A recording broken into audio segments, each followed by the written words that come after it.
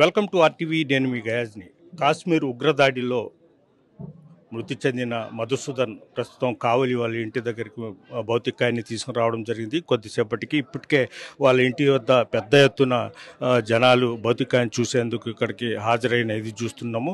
అయితే అతను ఎంతో మంచివాడు, ఎంతో సౌమ్యుడు, వాళ్ళ కుటుంబానికి అతను ఒక్కడే అని కూడా ఇక్కడ పక్కింటి వాళ్ళు కానీ ఈ కావలి వాసులు మొత్తం బాధతో ఇది చేస్తున్నారు. అదే ఈ పాటికే ఇక్కడ ప్రభుత్వ లాంఛనాలతో ఆయనకు అంత్యక్రియలు నిర్వహించేందుకు అన్ని ఏర్పాట్లు కూడా చేస్తున్నారు. ప్రధానంగా ఎంఆర్ఓ, ఆర్డీఓ మొత్తం ఇక్కడికే వచ్చి మొత్తం సమీక్షిస్తున్నారు. 3 గంటలకు అంత్యక్రియలు ఉండవచ్చని కూడా అధికారులు చెప్తున్నారు. అయితే ఈ పాటికి వాళ్ళ బంధువులు, అదేవిధంగా అతని స్నేహితులు, మిత్రులు మొత్తం వాళ్ళ ఇంటి వద్దకు చేరుకున్న సందర్భం. ప్రస్తుతం వాళ్ళ బంధువులు ఉన్నారు. వాళ్ళతో కూడా రిటైర్డ్ ఇంజనీర్ అంకయ్య గారు ఉన్నారు, మధుసూదన్ బంధువులు. ఆయనతో మాట్లాడారు. సార్ చెప్పండి, హలో, మధు గారు ఎక్కడ చదువుకున్నారు ఏంటి? ఆయన మధుకి తిరుపాలయ పద్మమ్మ అనే దంపతులకి ఏకైక మన మగపిల్లడు, తర్వాత 2 చెల్లెళ్ళు. కావలిలోనే అంత చదువుకుంటూ కావలి నుంచి అంత స్టడీస్ అన్నీ అయిపోయిన తర్వాత ఉద్యోగరీత్యా బెంగళూరుకి వెళ్ళాడు. బెంగళూరు నుంచి కూడా అమెరికాకి ఆహ్వానం వచ్చిన తర్వాత అమెరికాలో కూడా కొంతకాలం నివసించి తల్లిదండ్రులు వృద్ధాప్యం అయిన దానివల్ల ఆయన మళ్ళీ తిరిగి 10 ఏళ్ళు అమెరికాలో ఉండి కూడా వచ్చాడు. ఆయనకి ఒక మగపిల్లాడు, ఒక ఆడ అమ్మాయి.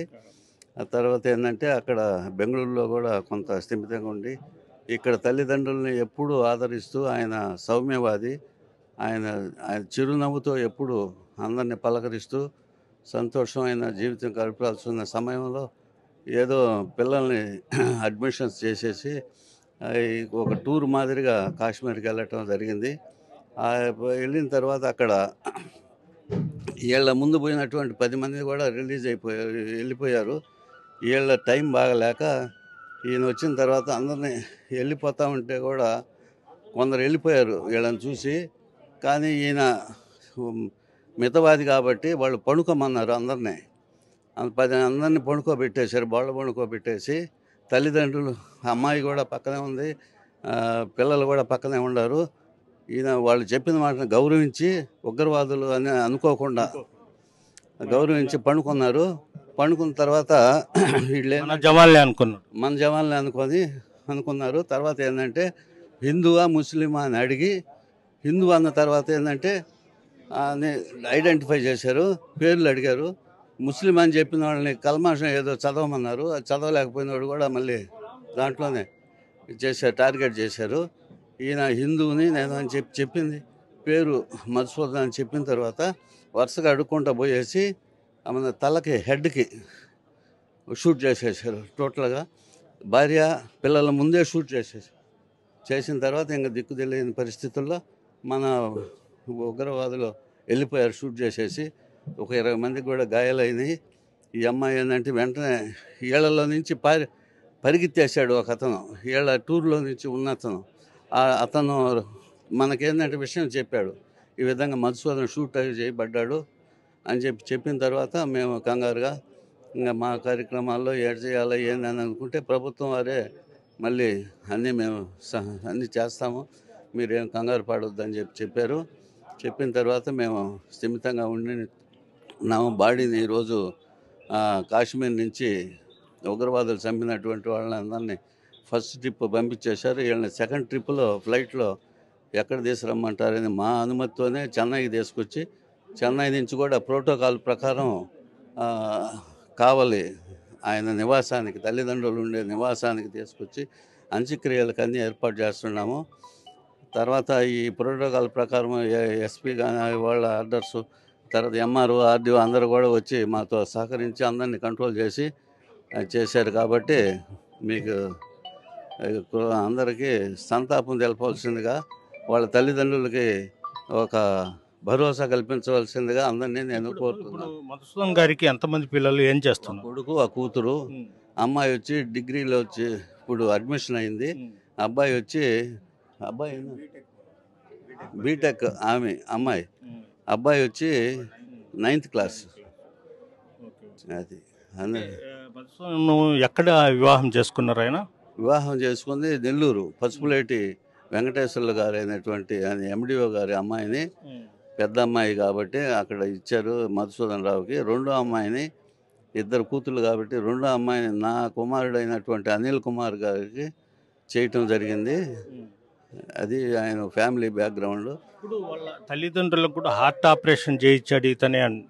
వీళ్ళకి హార్ట్ ఆపరేషన్ వస్తే తర్వాత చెన్నైకి నెల్లూరు అపోలో కాకుండా ఎంత ఖర్చు అయినా సరే వాళ్ళ తల్లిదండ్రులను రక్షించుకోవాలనే ఉద్దేశంతో చెన్నై అపోలోకి తీసుకెళ్ళి హార్ట్ ఆపరేషన్స్ కానీ ఆమెకి తల్లికి కావాల్సినటువంటి అన్ని కార్యక్రమాలు కానీ ఆయన బెంగళూరులో ఉంటున్నా కానీ నెలకి వారానికి 4 రోజులు ఇక్కడే 4 రోజులు వచ్చి తల్లిదండ్రులు యోగక్షేమాలు చూసుకుంటూ పిల్లల్ని భవిష్యత్తు కోసం పిల్లల్ని కూడా ఆ విధంగా పోషించుకుంటూ అన్నీ చూసుకుంటూ సౌమ్యవాదిగా మితవాదిగా ఒక స్మైలింగ్ ఫేస్తో అందరినీ 20 ఏళ్ళు IBMలో మన బెంగళూరులో పనిచేస్తున్నాడు.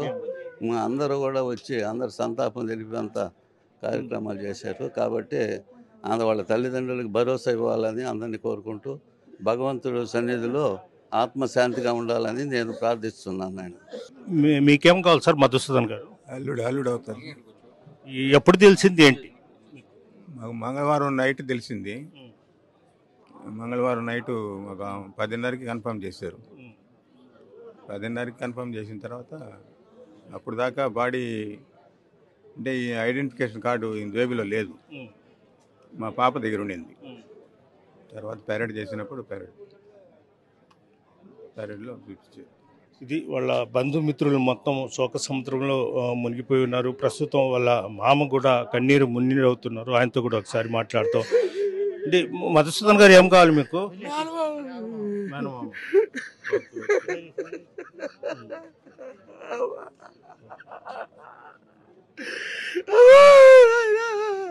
మీకు ఎప్పుడు తెలిసిందండి ఈ విషయము?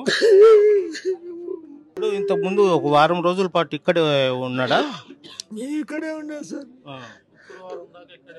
శుక్రవారం నైట్ శనివారం దాకా ఉన్నాడు. ఇక్కడ బిజినెస్ ఉంది, ఇక్కడ ఉంటాడు వాళ్ళ నాన్నకాడ. వాళ్ళ నాన్న పెద్ద ఆయనని వాడిని అంగటికి, అందువల్ల ఇక్కడ ఉండి అమ్మను వాళ్ళు ఎండ తగలనీడు ఆయన వాళ్ళ నాన్నకి. అమ్మను వ్యాపారం చూసుకొని అమ్మను వెళ్ళాడు శనివారం. అది శనివారం రాత్రికి ఇది జరిగి ప్రతి నెల వస్తాడా? వీక్లీ ఒకసారి? ప్రతి 6 రోజులకు 3 రోజులు ఏడే ఉంటాడు సార్. బెంగళూరు నుంచి ఎండ తగిలితే ఒప్పుకోడు వాళ్ళ నాన్నకి. ఇంతమంది కొడుకులు ఒక కొడుకు సార్లు అట్లా చెప్పండి. తల్లిదండ్రులకు ఆపరేషన్ కూడా చేయించాడా ఆయన? అందరూ ఆపరేషన్ చేయించాడు సార్. నాకాడ ఆరోగ్యం బాగాలేదు. హార్ట్ స్ట్రోక్ ఉంది. ఆయనకి పెద్ద ఆయనకి స్ట్రోక్ ఉంది. ఆమెకే బాగలేదు. ఇటువంటి పరిస్థితులు మా మామనైతే చూస్తూ ఉంటాడు. మా అమ్మ నాయన్ని అన్ని అమ్మిడి పెట్టుకొని కొట్లో ఉన్నాం సార్ మేమంతా. ఆయన బెంగళూరు పోయినా 3 రోజులకి 4 రోజులకి వచ్చేస్తాడు. 3 రోజులు ఏడుంటాడు, 4 రోజులు 3 రోజులు ఆడుంటాడు, 4 రోజులు ఏడుంటాడు. ఆయన ఏం వ్యాపారం చేస్తారు? అరటి కాదు సార్, మేదరోళ్ళ బజార్లో.